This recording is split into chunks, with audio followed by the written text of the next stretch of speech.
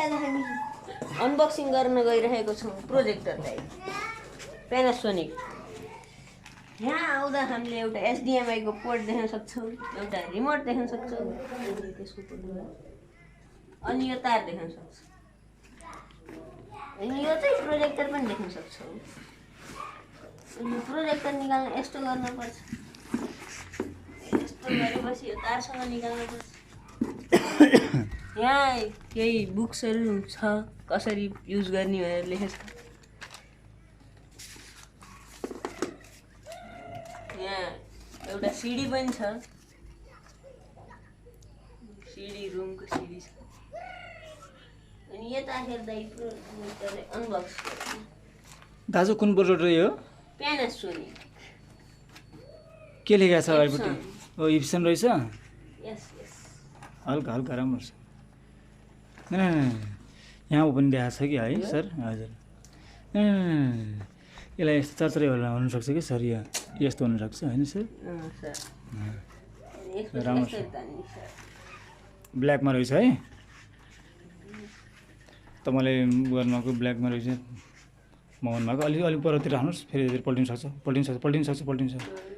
त्यो छोडिदिनुहोस्, उतातिर अलिक कुनातिर राख्नुहोस्। हजुर एकदम बिबिसनको। यो चाहिँ यसको डिस्प्ले हुन सक्छ।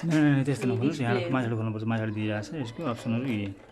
त्यहाँ छुनु मिल्दैन सर है, स्क्रिन मिल्दैन। अनि यहाँ चाहिँ गाइडहरू दिएछन्।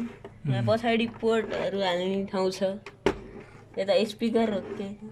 नेटको पनि देखाएको छ क्या? नेटको USB, यहाँ USB-A दिएर चाहिँ।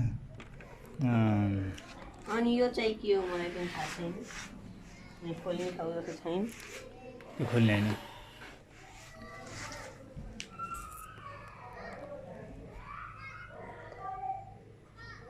यो चाहिँ यहाँबाट स्टार्ट बटन यहाँ दिएको छ, स्केप बटन यहाँ दिएछ, मेन्यु बटन यहाँ छ, सर्च बटन यहाँ छ।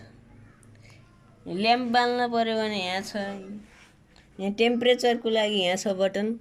अनि यहाँ यो पनि छ, लेन्स मिलाउनु लागि होला नि त्यो। यो लेन्स मिलाउने होला। ठिक। अनि यहाँ चाहिँ चार्जिङ पोर्ट होला। के पो थियो यहाँ अघि, यहाँ खुले थियो। फुल 3 मिनटको भयो। खुले थियो यार।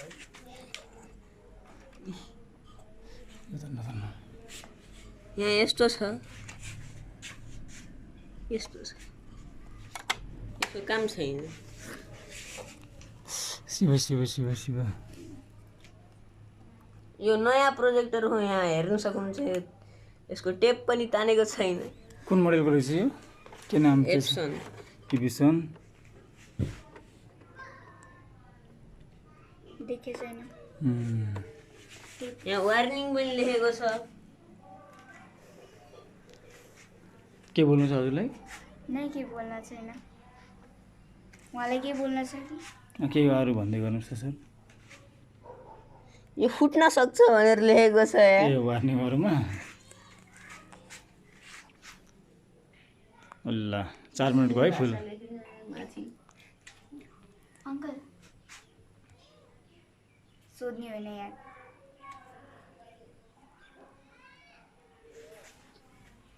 भिडियो बन्द गर्नु। यसको बत्ती वाला यहाँ लेखेको छ कि यसको यो बत्ती छ, डिस्प्ले छ त लेन्स यो चाहिँ फुट्न सक्छ, त्यसैले बच्चा बच्चीको अगाडि नराख्नु होला भनेर लेखेको छ। यहाँ लेन्सको सेटिङ मिलाउनको लागि यहाँ बटनहरू छन्, स्क्रोल गर्न मिल्छ हामीले यसलाई। अरू त केही छैन। ठीक छ। यहाँ HDMI पोर्ट अनि कम्प्युटरबाट नि कनेक्ट गर्न मिल्दो रहेछ। यस भिडियो छ, यहाँ अडियो पनि यहाँ छ, अडियो डेक पनि जोड्न मिल्छ, वाइफाई पनि जोड्न मिल्छ। यो टर्न अन वाला बटन, यो भोल्युम अप डाउन वाला, यहाँ इन्टर गर्ने बटन पनि छ। यसैको साथ भ्लग एन्ड हुँदै